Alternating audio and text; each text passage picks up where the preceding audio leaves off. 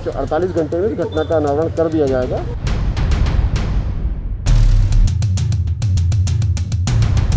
नमस्कार, मैं हूं आपके साथ आयुषी श्रीवास्तव और आप देख रहे हैं एक्सपोज इंडिया। वैसे तो उत्तर प्रदेश के योगी राज में दबंगों की फहरिस्त धीरे धीरे कम होती जा रही है, लेकिन आज सुबह उत्तर प्रदेश से एक ऐसी खबर सामने आई जिसने न सिर्फ उत्तर प्रदेश को बल्कि पूरे देश को हिला कर रख दिया।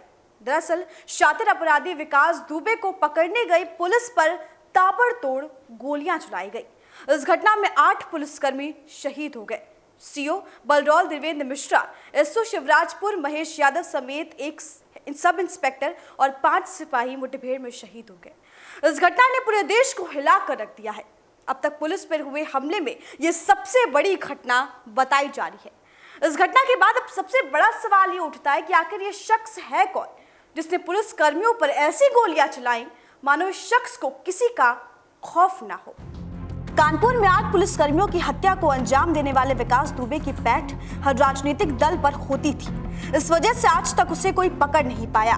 विकास दुबे कई राजनीतिक दलों में भी रहा। बिठौर के शिवली थाना क्षेत्र के बिकरू गांव का रहने वाला है। उसने अपने घर को किले की तरह बना रखा है। यहाँ उसकी मर्जी के बिना घुस पाना बेहद ही मुश्किल है। विकास दुबे बहुजन समाजवादी पार्टी में सक्रिय रहा है और पूर्व प्रधान के साथ ही जिला पंचायत अध्यक्ष भी रहा था। राजनेताओं के संरक्षण से उसने खादी का चोला पहना और आज राजनीतिक में प्रवेश किया। विकास दुबे का काला कारोबार प्रदेश में कानपुर देहात से लेकर इलाहाबाद और गोरखपुर तक फैला है। वो कारोबारी और व्यापारी से जबरन वसूली के लिए कुख्यात है। जैसा आप सभी अवगत हैं, कल रात्रि में पुलिस जब दबिश देने यहाँ पर आई थी तो अपराधियों ने पुलिस का अंधाधुंध गोलीबारी की थी, जिसमें हमारे 8 पुलिसकर्मी शहीद हो गए हैं। प्रदेश में गुरुवार देर रात सबसे बड़ी आपराधिक वारदात को अंजाम देने वाला विकास दुबे हिस्ट्री शीटर है और उसके ऊपर 25,000 रुपए का इनाम भी घोषित है। राहुल तिवारी नाम के एक शख्स ने विकास दुबे पर हत्या का केस का आरोप लगाया था, जिसके बाद कल देर रात पुलिस की टीम विकास दुबे के गांव पहुंची थी। 25,000 का इनामी विकास दुबे पूर्व प्रधान, जिला पंचायत सदस्य और अध्यक्ष भी रहा है। वही इसके खिलाफ 60 में से 50 से अधिक केस हत्या के प्रयास में चल रहे हैं। आज रात से ही सभी अधिकारी लगातार कॉम्बिंग कर रहे थे। जो भी आसपास के एरियाज हैं, जंगल हैं, उनकी लगातार हम लोग कॉम्बिंग कर रहे थे। उसी कॉम्बिंग के दौरान ये सूचना मिली थी कि जंगल में कुछ अपराधी देखे गए हैं जो वहाँ पर छिपे हुए हैं। इस सूचना पर हमारी कई टीमें मिलकर के वहाँ पर पहुँची और वहाँ पर अपराधियों ने पुलिस के ऊपर गोलीबारी करी। जवाबी गोलीबारी में 2 अपराधी जो हैं इसमें मारे गए हैं। 2 पुलिसकर्मी हमारे इंजर्ड हुए हैं, उनको इलाज के लिए भेजा गया है। साथ ही अपराधियों के पास से असलहे भी बरामद हुए हैं, जिसमें से एक असलहा जो पुलिस का लूटा हुआ असलहा है वो भी अपराधी के पास से मिला है। इनके 3 और साथी थे, वो मौके से भागने में कामयाब हुए हैं, लेकिन उनके लिए लगातार हमारी पेट्रोलिंग जारी है। और जो कानपुर देहात जनपद है, सिवली एरिया है, वहाँ पर भी टीमें लगाई गई हैं। उस क्षेत्र में उनके भागे जाने की संभावना है। दुबे का अधन्य आपराधिक इतिहास रहा है। बचपन से ही वो अपराध की दुनिया में अपना नाम बनाना चाहता था। उसने गैंग बनाया और लूट, डकैती, हत्याएं करने लगा।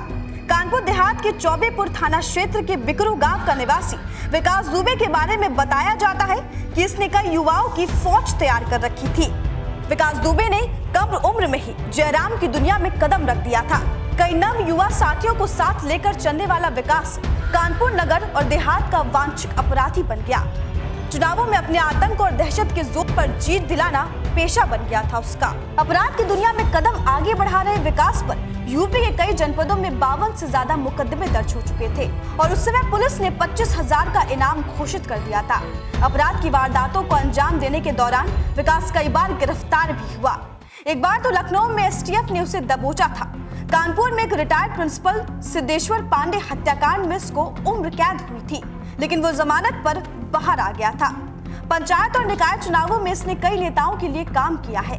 उसके संबंध प्रदेश की सभी प्रमुख पार्टियों से हो गए हैं। राजनेताओं के संरक्षण से राजनीति में एंट्री की और नगर पंचायत अध्यक्ष का चुनाव भी उसने जीत लिया।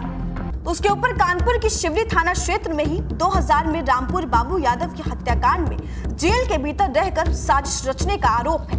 इसके अलावा 2004 में हुई केबल व्यवसायी दिनेश दुबे की हत्या में हिस्ट्री शीटर विकास दुबे आरोपी है। विकास दुबे ने 2018 में अपने चचेरे भाई अनुराग पर जानलेवा हमला बोला था। उसने जेल में रहकर पूरी साजिश रची थी। जेल में रहकर ही चचेरे भाई की हत्या करा दी थी। इसके बाद अनुराग की पत्नी ने विकास समेत 4 लोगों के खिलाफ नामजद FIR दर्ज कराया था। विकास दुबे इतना दबंग रहा कि उसे किसी कानून का डर नहीं था। 2001 में विकास ने थाने के अंदर घुसकर बीजेपी दर्जा प्राप्त राज्य मंत्री संतोष शुक्ला की हत्या कर दी थी। संतोष शुक्ला हत्याकांड ने पूरे प्रदेश में हड़कंप मचा दिया था, लेकिन पुलिस से लेकर कानून तक उसका कुछ नहीं बिगाड़ पाया। हिस्ट्री शीटर विकास वर्ष 2001 में प्रदेश की भाजपा सरकार में संतोष शुक्ला को दर्जा प्राप्त राज्य मंत्री बनाया था। संतोष शुक्ला से विकास की पुरानी रंजिश चल रही थी। कुछ भाजपा नेताओं ने उनके बीच समझौते कराने का प्रयास भी किया। कानपुर की चौबेपुर विधानसभा क्षेत्र के हरि कृष्ण श्रीवास्तव और संतोष शुक्ला 1996 में चुनाव लड़े थे। इस चुनाव में हरिकृष्ण श्रीवास्तव विजय घोषित हुए थे। विजय जुलूस निकाले जाने के बाद दोनों प्रत्याशियों के बीच गंभीर विवाद हुआ था, जिसमें विकास दुबे का नाम भी आया था। उसके खिलाफ मुकदमा भी दर्ज हुआ था। यही से विकास की भाजपा नेता संतोष शुक्ला से रंजिश शुरू हो गई थी। इसी रंजिश के चलते 11 नवंबर 2001 को विकास ने कानपुर के थाना शिवली के बाहर संतोष शुक्ला की गोली मारकर हत्या कर दी थी। मंत्री की हत्या में अदालत से बरी हुआ था विकास। शिवली थाना के बाहर राज्य मंत्री संतोष शुक्ला की हत्या में आरोपित विकास दुबे को पुलिस ने गिरफ्तार कर लिया था। अदालत में हत्या का मुकदमा विचाराधीन था। इस दौरान विकास द्वारा वादी और गवाहों के धमकाए जाने की शिकायत पुलिस तक पहुंच रही थी। बताया गया है कि अदालत में काफी लंबा ट्रायल हुआ, लेकिन साक्ष्यों के अभाव और गवाहों के मुकर जाने से बरी कर दिया गया था। इनामी बदमाश विकास दुबे को STM ने पुलिस से गिरफ्तार करके स्प्रिंगफील्ड राइफल, 15 कारतूस और मोबाइल फोन बरामद किए थे। वर्ष 2000 में कानपुर की शिवली थाना क्षेत्र स्थित ताराचंद इंटर कॉलेज के सहायक प्रबंधक सिद्धेश्वर पांडे की हत्या में भी विकास का नाम था। इसके अलावा कानपुर के शिवली क्षेत्र में वर्ष 2012 में राम बाबू यादव की हत्या के मामले में भी विकास की जेल के भीतर रहकर साजिश रचने का आरोप लगा था। वर्ष 2004 में केबल व्यवसायी दिनेश दुबे की हत्या के मामले में भी विकास के खिलाफ मुकदमा दर्ज हुआ था। वर्ष 2013 में विकास को कानपुर पुलिस ने पकड़ा था, तब उस पर 50,000 का इनाम घोषित था। हिस्ट्री शीटर विकास दुबे की सभी राजनीतिक दलों पर पकड़ रही है। 2002 में BSP की मायावती सरकार के दौरान उसकी तूती बोलती थी। उसके ऊपर जमीनों के अवैध खरीद फरोख्त का आरोप था। उसने गैर कानूनी तरीके से करोड़ों रुपए की संपत्ति बनाई थी। बिठौर में ही उसके स्कूल और कॉलेज भी हैं। वो एक लॉ कॉलेज का मालिक भी था। हिस्ट्री शीटर विकास दुबे का वैसे तो कोई राजनीतिक इतिहास नहीं रहा है, लेकिन बसपा का समर्थन जरूर प्राप्त हुआ। बसपा शासनकाल में विकास को खुला समर्थन मिला था। 2002 में बसपा सरकार के दौरान इसका सिक्का बलहौर, शिवराजपुर, रनिया, चौबेपुर के साथ ही कानपुर नगर में खौफ था। इस दौरान विकास दुबे ने जमीनों में कई अवैध कब्जे किए। इसके अलावा जेल में रहते हिस्ट्री शीटर विकास दुबे ने शिवराजपुर से नगर पंचायत भी लड़े थे और जीत भी हासिल की थी। इतना ही नहीं, बिकरू समेत आसपास के 10 से ज्यादा गांवों में विकास का दहशत कायम था, जिसके चलते आलम ये रहा कि विकास जिसे समर्थन देते गांव वाले उसे ही वोट देते। इसी वजह से इन गांवों में वोट पाने के लिए चुनाव के समय सपा, बसपा और भाजपा के भी कुछ नेता इससे संपर्क में रहते। दहशत के चलते विकास ने 15 वर्ष जिला पंचायत सदस्य पर कब्जा रखा।